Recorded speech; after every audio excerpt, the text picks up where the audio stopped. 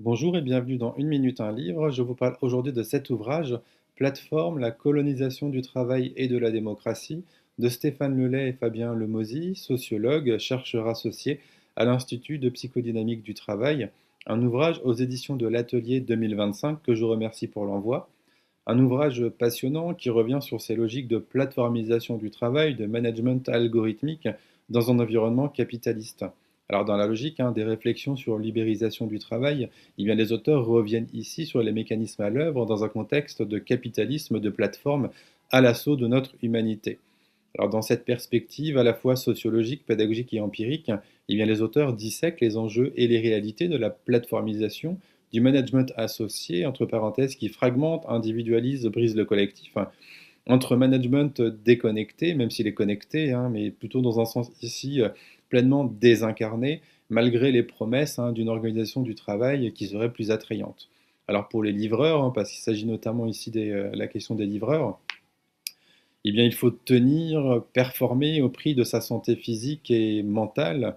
Alors, comment les livreurs de plateformes réussissent à tenir dans leurs activités en dépit de la souffrance importante qu'ils y expérimentent au quotidien? C'est une question centrale dans l'ouvrage et c'est une question classique en psychodynamique du travail qui nécessite donc de s'intéresser à la rationalité pathique, c'est-à-dire aux pratiques mises en place pour les travailleuses pour protéger leur soi et leur santé mentale, parfois au détriment de leur santé physique. Alors parmi ces pratiques, les stratégies de défense individuelle ou collective occupent une place centrale. Alors on peut notamment retrouver les interrogations sur les logiques dites viril ou viriliste à l'œuvre pour mettre à distance le stress, la pression, la pénibilité, mais aussi la honte. On peut parler, pour citer Christophe Dejour, d'idéologie défensive de la honte. L'ouvrage soulève également les logiques de domination, mais aussi de genre, de classe ou encore de race. Alors concernant le genre, on connaît bien le champ sociologique qui analyse les espaces pensés par les hommes et pour les hommes. On est bien aussi dans la géographie du genre ici. Donc avec toute l'hostilité humaine et matérielle envers les femmes qu'on retrouve pleinement ici dans les exemples.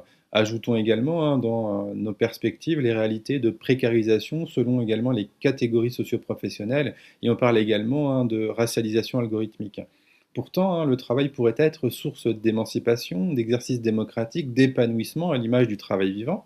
Et comme le précise Christophe Dejour, il n'y a pas d'endroit où l'on expérimente mieux l'apprentissage de la citoyenneté et de la démocratie que le travail, parce que le travail est aussi gros que cette promesse-là. En psychodynamique du travail, toujours pour citer Christophe Dejour, la centralité du travail est renvoyée à quatre dimensions. 1 dans la construction de la santé, 2 dans la structuration des rapports sociaux, 3 dans l'activité démocratique et 4 vis-à-vis de la production de connaissances. Alors dans notre cadre, on est plutôt dans une clinique de la domination et comme le rappelle Emmanuel Renaud, les stratégies de justification de la domination ou de l'exploitation varient en fonction des conditions sociales de leur énonciation et des dimensions qu'elles cherchent à justifier. Alors la plateformisation ici du travail permet de pousser le curseur de l'exploitation capitaliste un cran au-delà de ce qu'il était possible de réaliser avec les vieilles recettes traditionnelles, pour citer les auteurs, par la conjonction de processus technologiques novateurs et de processus sociaux réactionnaires. Et les décompensations et les conséquences sur la santé sont réelles. Il faut contenir une souffrance produite par le management algorithmique. On parle aussi d'anxiété particulièrement grave qui revêt un caractère nécessaire et proprement vital. Je cite, les plateformes forment une organisation du travail qui véhicule une conception à la fois psychologique et sociale de l'être humain, selon laquelle l'émancipation individuelle et collective ne constitue plus un horizon souhaitable qui accélère la destruction méticuleuse des soubassements de l'état de droit et de l'état social. C'est donc bien une démocratie qui est sabotée ici.